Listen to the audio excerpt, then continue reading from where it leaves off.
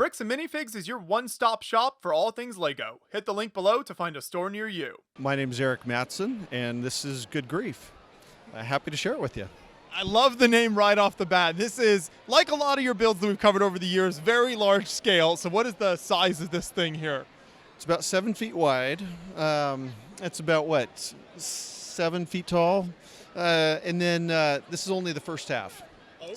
So More to come in the future? definitely more to come. Well, take us through some of the details of what you have so far here. So first thing to consider, this is meant to be a forced perspective underwater reef. The second half, so the first half is all about life up close, and then the second half fades off into the ocean. So it'll be a fully contained build. And something that you notice right away when you walk up to this build is all the different kind of colorful elements. So if you can, maybe take us through some of this different kind of like coral formations that you have and how those came together for you. You know, as you talk about color, that was the question. How do I get as much color in here that looks right? And so it's almost a battle of how do you not overwhelm it with just one color? And how do you find the pieces that are right? And so one of the things that was on the picket brick wall maybe a month ago was those blue car hoods. So it was fun to add those. And then I've got a friend, Jason Ruff. He did something a little smaller scale in the back to kind of mimic those car hoods in those little blue discs going back there. So that was one piece there with the color. Another one on the picket brick wall. I'm not trying to do an ad for Lego, but on the picket brick wall like 3 weeks ago, these showed up, and so added those yellow tube corals there. But one of the things is I was trying to finish it off. There's so many bright colors, and I was thinking, how do I add more? And it was these medium nougat corals. In a way, I think they're my favorite color because they're a little more bland, but they make the other things pop. And so it's all was an adventure in how can I add as much color to this. So I think there is a tendency with a build like this to go, it's easy to kind of go overboard with the color to the point where someone walks up and you're just like lost, like your eyes can't really focus here. So I like the way that you've kind of spaced things out enough, and you've got the gray walls in the back that kind of create that background so you can really appreciate each formation.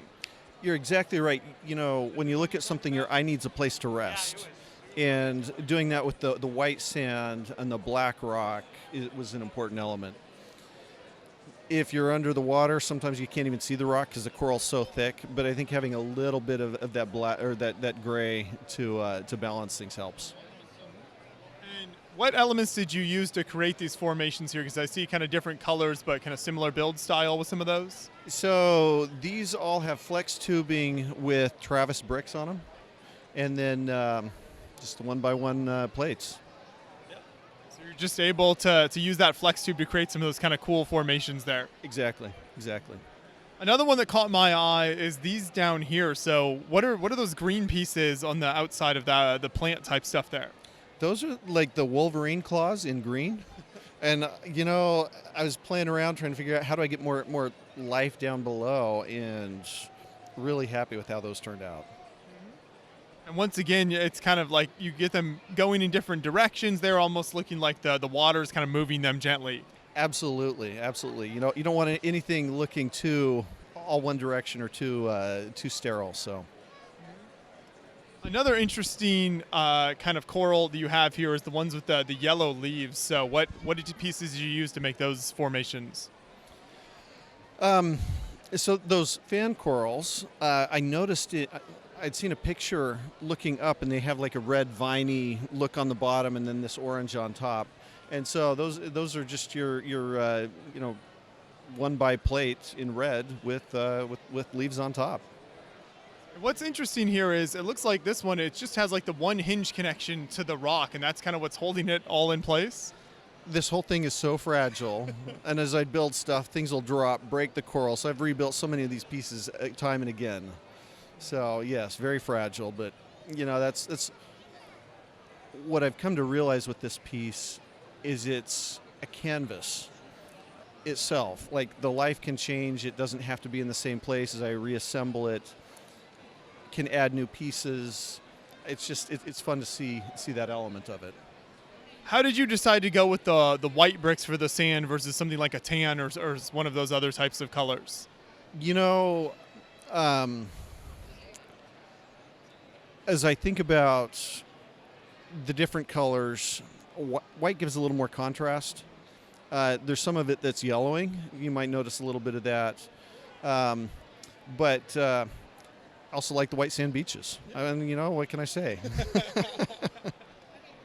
No, I agree. I think it works very well. In the midst of the coral, you of course have some actual fish throughout here. So if you can maybe point some of those out and the different types of fish you tried to depict in the build. So now you're expecting me to have done more research than I've done. What I did is I said, what pieces have I got and what looks like a fish? Now, this is just the first half, and I plan to add more life. I wanted to have this for Bricks Cascade. There was no way it was happening. So more life will come to this over time.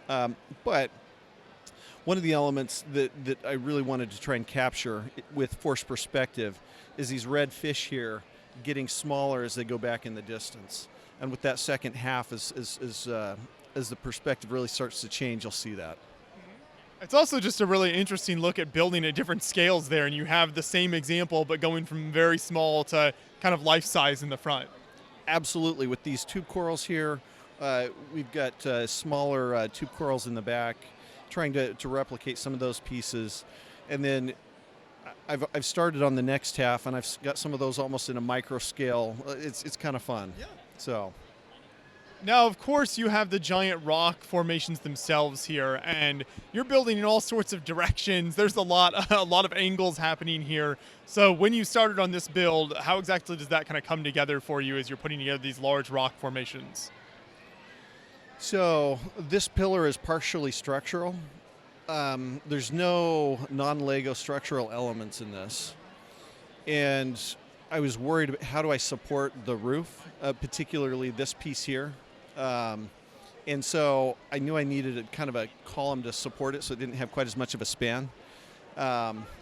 So yeah, that's like a big cylinder that I sit in place, and then other things kind of stack on top of it. But the ceiling's inverted, it's built upside down.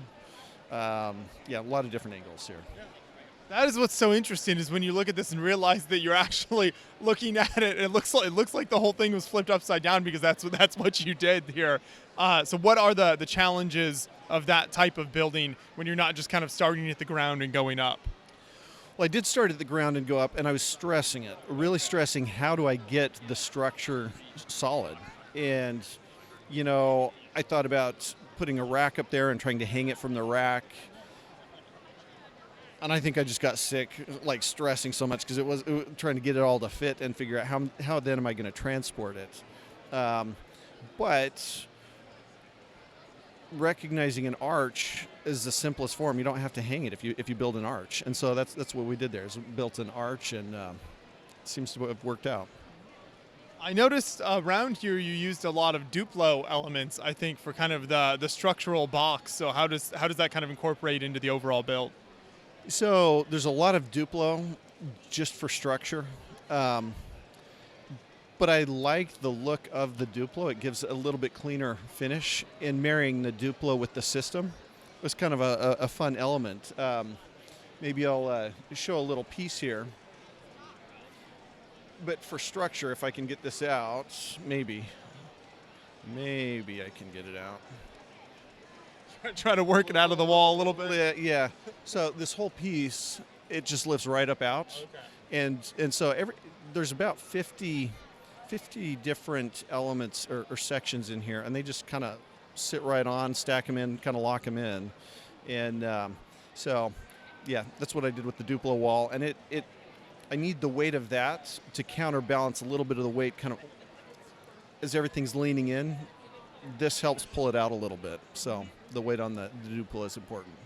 With all those different sections, how long did it take you to set up once you actually got to BrickCon? So this was a 10-hour rebuild here at the con. all the life has to come off because it's just too fragile. I shrink wrapped all of the sections, and I was like driving up the highway. Is that a pothole? Am I going to be okay? But shrink wrapped worked. I didn't have any of the big pieces break. Lots of the life broke, but it's half the fun of rebuilding it. So, yeah. As you're working on a build like this, you're trying to depict so many different kind of formations and colors. Are you looking at photos from underwater coral sections around the world? Is this something you've kind of experienced in real life a lot? You've seen this? What was the sort of almost research aspect to this build? A little bit of snorkeling, a little bit of free diving as inspiration. My sister, she does a lot of scuba, and she sent me a picture of her family down there, and so she helped a little bit with the idea, and so that was the inspiration. Then it was like, what pieces do I have that look organic, and do they fit? And so just a lot of trial and error there. This is just an incredible layout, but like you said, you've got more to add in the future. So where do you hope to have the entire finished build on display? Do you have shows next year in mind? Yeah. So Bricks Cascade, it'll be done. So, and one of the things is you look at the sand here. I've tried to think, how's the water moving, and the sand it doesn't follow the way I picture the water moving through the cave. The ripples kind of go against it. But it's important to have them that way because with the full layout, they all fade off to an infinity point. And so with that perspective, the second half, it really starts to raise up and the ripples come together. And so that's how I determine some of the scale is the positioning of those ripples in the sand. Well, fantastic. We will look forward to seeing that. Bricks Cascade is in Portland, Oregon in March of 2024. So people in the area can check that out. Definitely look for the finished build, as well as tons of also incredible creations that show up there every year. Thank you so much for taking us through what you've done so far. Hey, got to give a couple shout outs. Jason Ruff, he helped with the lionfish over there, with some of the seaweed, these tube corals here. Rick Vogt, these were his. Oh, these are awesome pieces, by the way. We were trying to, what those are, they're little, what are they, stem elements? But you're seeing the underside of those. So Rick helped. I've had a number of friends. A good friend, he helped with the structure, and so this isn't just me. There's some other people that have really helped out, helped it come together. So that's perfect. Collaboration always makes these types of builds better. So that's really cool. And like I said, can't wait to see what you and everyone else who collaborates on this has in the future. So thank you so much. Sure thing. Thank you.